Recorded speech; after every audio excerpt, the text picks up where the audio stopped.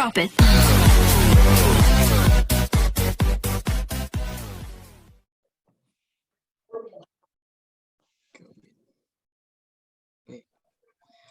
Sebelumnya, Assalamualaikum warahmatullahi wabarakatuh. Yang terhormat kepada Bu Rizky Fitria Darmayanti selaku dosen pengampu perpindahan panas kelas A.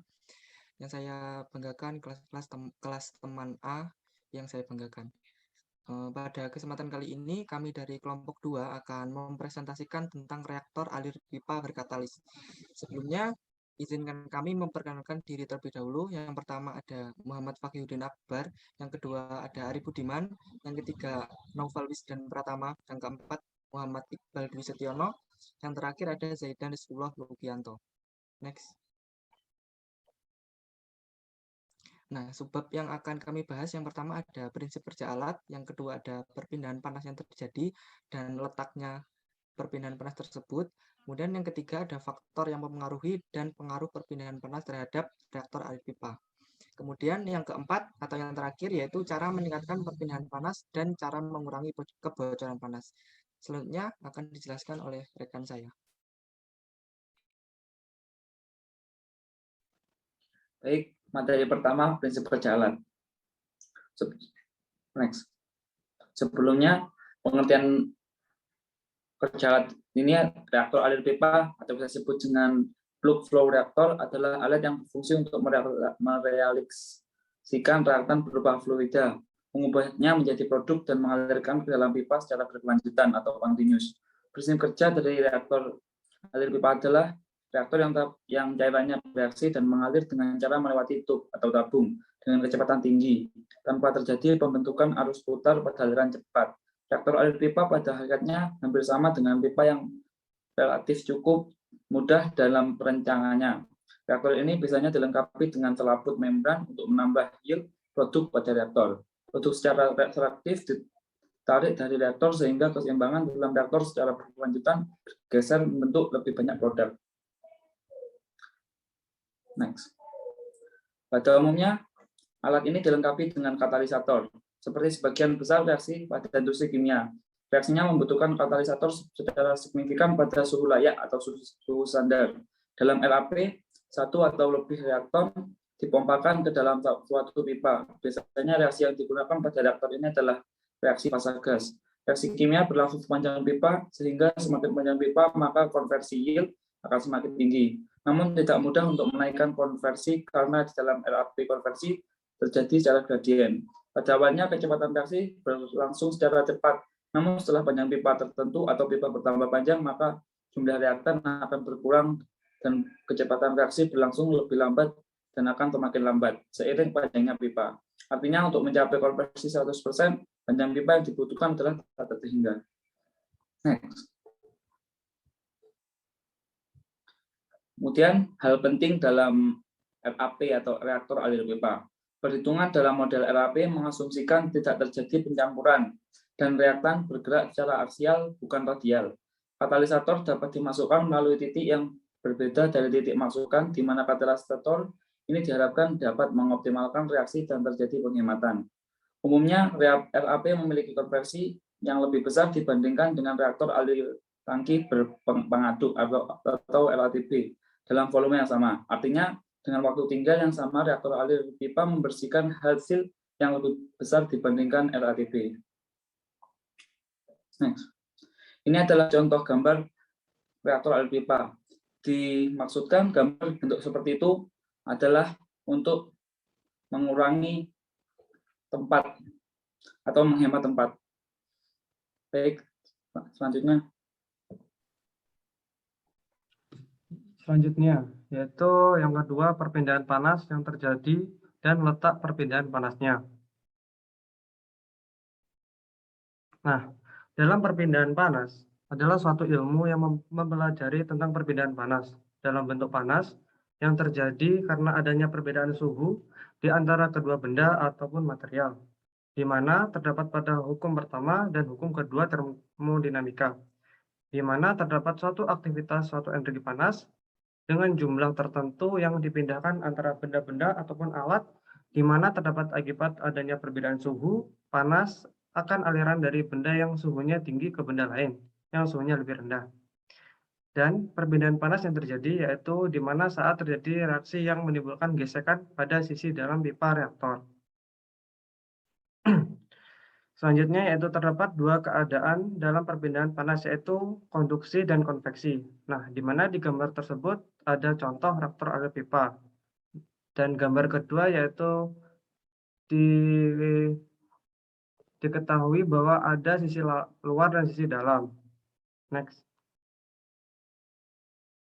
Selanjutnya yaitu perpindahan panas secara konduksi, di mana konduksi yaitu proses perpindahan panas jika panas mengalir dari tempat yang suhunya tinggi ke tempat yang suhunya lebih rendah dengan media penghantar panas tetap, yaitu tempat terjadinya di sisi dalam pipa.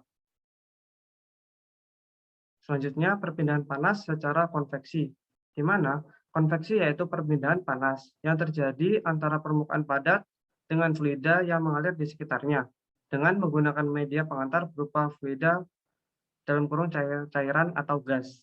Tempat terjadi di fluida ataupun padatan katalis yang bergerak dalam pipa.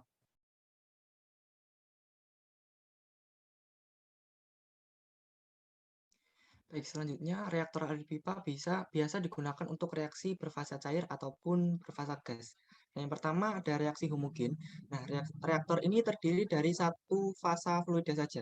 Nah, seluruh volume reaktor merupakan volume fasa cair ataupun fasa gas saja. Jadi, pada reaktor ini perubahan tekanan hanya disebabkan oleh perubahan jumlah mol setelah reaksi dan gesekan dengan sisi dalam pipa. Nah, yang kedua adalah reaktor heterogen.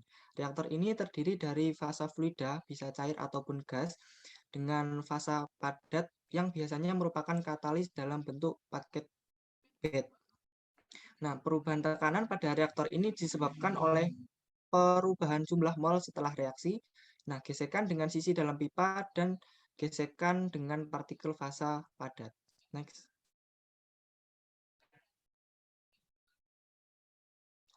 Nah, berdasarkan mekanisme yang dilakukan pada penelitian ini dibatasi hanya pada konduksi dan konveksi, sehingga berlaku hukum Fourier, di mana Qk sama dengan Ka delta T minus delta T per delta X, di mana Qc merupakan laju perpindahan kalor dan H adalah koefisien perpindahan panas, dan A merupakan luas dari perpindahan panas tersebut, Ts merupakan temperatur sementara, dan TF merupakan temperatur fluida.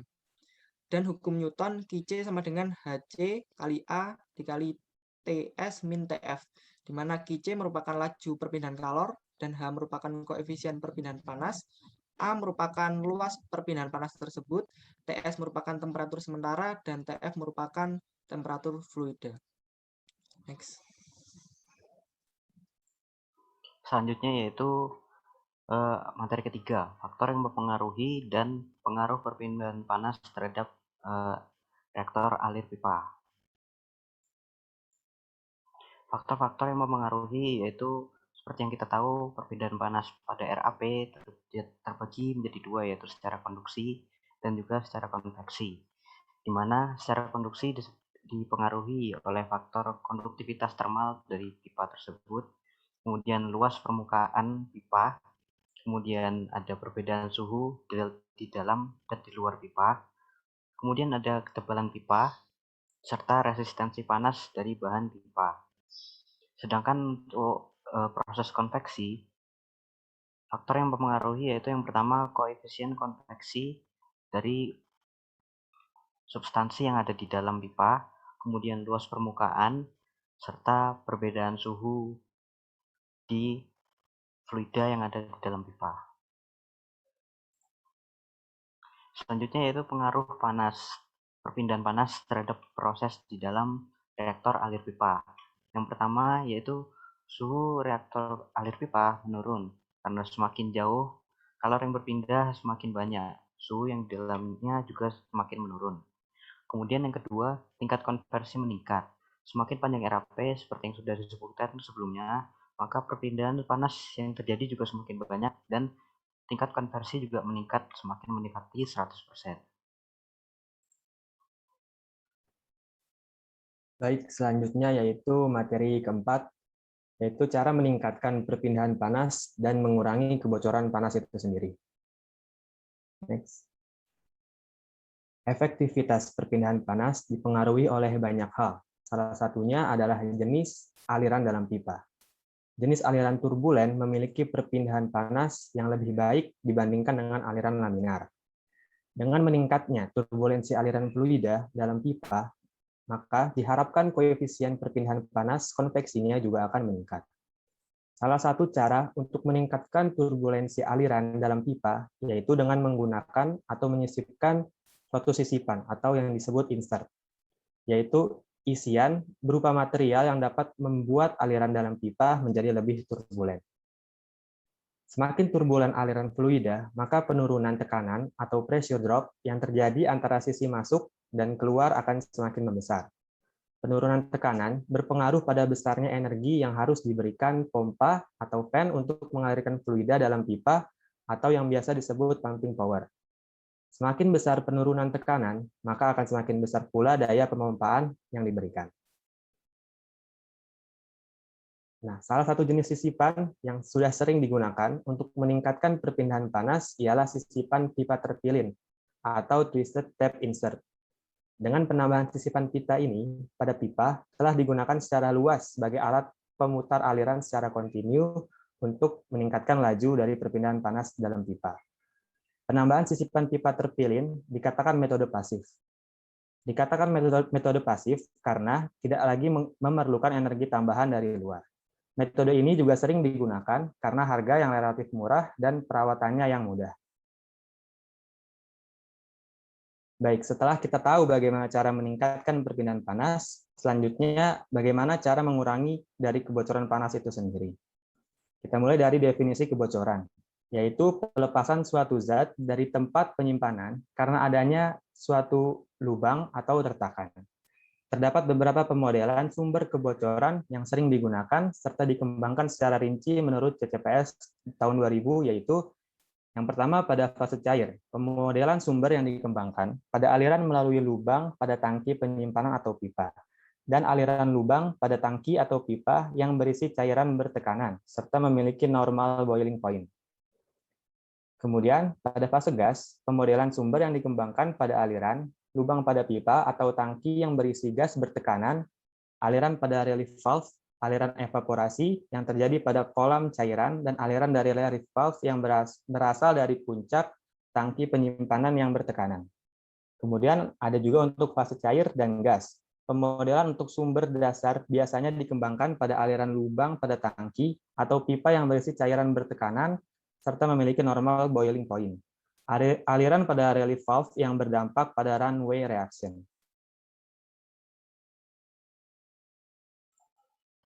Selanjutnya yaitu tindakan mitigasi yang dapat dilakukan, yaitu dengan engineering design yang matang seperti melakukan pengukuran saat kondisi operasi berlangsung.